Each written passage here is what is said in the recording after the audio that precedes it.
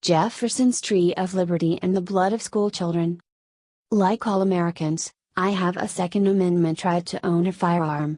I may not choose to exercise it, but the Supreme Court, in the 2008 case of District of Columbia v. Heller, is pretty clear on the subject. I don't even need to be part of a militia, which is good, because I wouldn't know how to join one.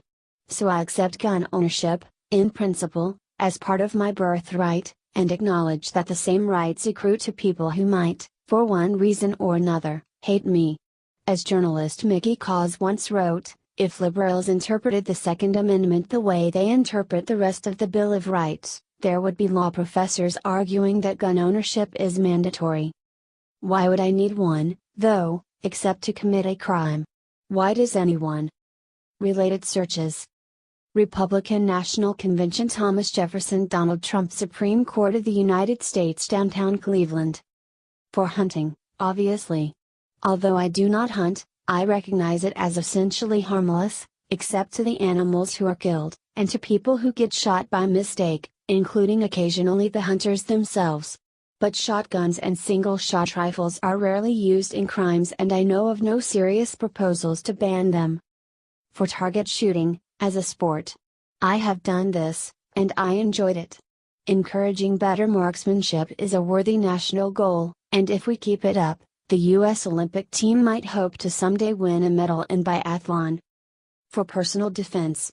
I consider myself an expert in this field, having lived in New York City my whole life, including some years in the 1970s when I would go home on the subway after leaving work at 1 a.m. There were occasions when I wished I had a handgun, but with the benefit of reflection, it's obviously a million times better that I didn't, for me as well as for all the obnoxious drunks who nearly threw up on my shoes.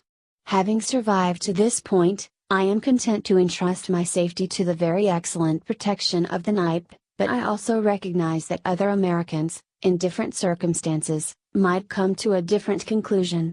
If, hopefully, after weighing the dangers of a handgun being found by a child, or fired by accident, or used to commit suicide or murder a family member during an argument, a competent adult decides he or she needs one, then by a 5-4 majority on the Supreme Court, they have that right. But the subject on everyone's mind now is not handguns but rifles, in particular assault-style rifles such as the AR-15, which are the weapon of choice in random mass shootings such as the recent ones in Parkland, Florida, Sutherland Springs, Texas, and Las Vegas. Why would a law-abiding American citizen want to own one of those? To wage war against the government. There are many contenders for the worst ideas to emerge in the wake of the Parkland massacre, but I'd like to nominate this column by National Review writer David French, the same guy whose name was briefly floated as a sane conservative third-party alternative to Donald Trump in 2016. French argued against banning semi-automatic assault-style rifles on the grounds that we might need them to fight a reprise of the American Revolution. After all, you can't take on the United States military with guns meant to shoot ducks and paper targets. French acknowledges that ordinary citizens wouldn't stand much of a chance against the 101st Airborne, but, he writes, for the Second Amendment to remain a meaningful check on state power, citizens must be able to possess the kinds and categories of weapons that can at least deter state overreach, that would make true authoritarianism too costly to attempt. And, to properly defend life and liberty, access to assault weapons and high-capacity magazines isn't a luxury, it's a necessity. The idea that Americans should arm themselves to fight state overreach is a staple of gun rights groups and politicians occupying the political terrain that runs rightward roughly from the NRA to the edge of the earth. It goes back at least to Thomas Jefferson, who wrote that the Tree of Liberty must be refreshed from time to time with blood of patriots and tyrants. In 2010, Republican Senate candidate Sharon Angle notoriously floated the idea of Second Amendment remedies against Congress. Texas Senator Ted Cruz invoked it in a 2015 fundraising email, which prompted Senator Lindsey Graham to respond tartly that we tried that once in South Carolina. In view of how the Civil War turned out for the Confederacy, I wouldn't go down that road again. Indeed. If Cruz is seriously concerned about having to fight governmental tyranny, He might want to reconsider his support of President Trump's military buildup, which could only make it harder. As long ago as the 1950s, when there were mutterings in the South about renewing the hostilities that were suspended at Appomattox, Louisiana Governor Earl K. Long taunted the arch-segregationist political boss Leander Perez, "What are you going to do now, Leander? The feds have got the atom bomb." Well, one solution would be to get your own atom bomb.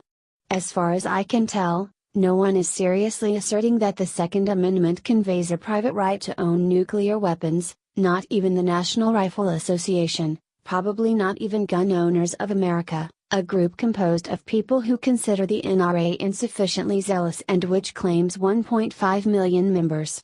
The group does, however, seek to legalize machine guns, which would at least slightly improve the odds of going up against the Marine Corps. A lot of this is just posturing, of course. The NRA's key stakeholders are gun companies, and it serves their interests to hype the threat that jackbooted government thugs are coming to arrest Grandma and confiscate her Derringer.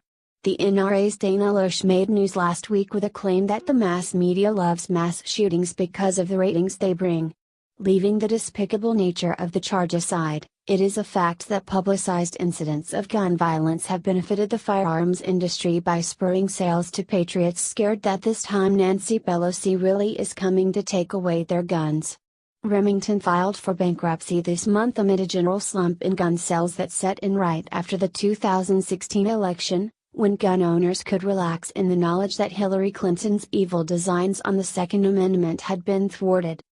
But quite a few Americans apparently agree with French on the danger that Washington might someday decide to pick up where George III left off and reimpose the Stamp Act or force Americans to quarter troops in their homes. Banding together in militias like the so-called 3%er movement, they are preparing to meet that threat with AR-15s. Of course, the same qualities that make assault-style rifles so precious to self-appointed defenders of American freedom you also make them the weapon of choice for those who want to kill as many schoolchildren as possible. A ban on the sale of these weapons took effect in 1994, with a 10-year sunset provision. After it expired in 2004, it was not renewed.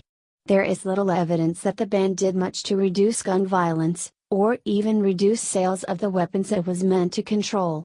With minor modifications in design, functionally equivalent variants of the AR-15 slipped through the cracks. The chances of the same ban being reinstated now are probably nil, in a political climate in which Donald Trump's first instinct after the Parkland shooting was to call for arming school teachers so they could shoot back. In a Saturday interview, Trump went further and suggested raising the minimum age to buy a rifle from 18 to 21.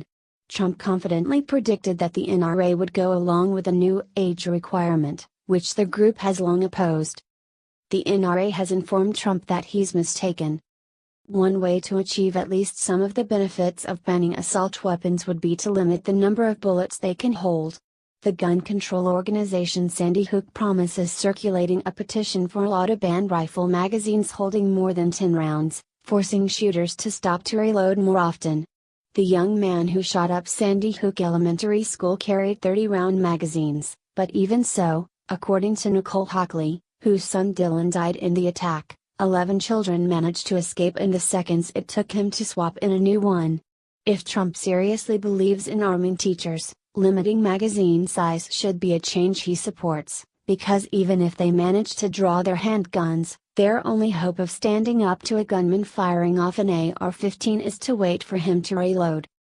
I predict that assault-style rifles will be around for the foreseeable future, and I suspect one will be used again, sooner or later, to slaughter Americans in a church or office or school. And, call me naive, but I would much sooner entrust my freedom to America's justice system, which is also part of the Constitution, than to a bunch of middle-aged guys running around the woods in camo pants, no matter what kinds of guns they have.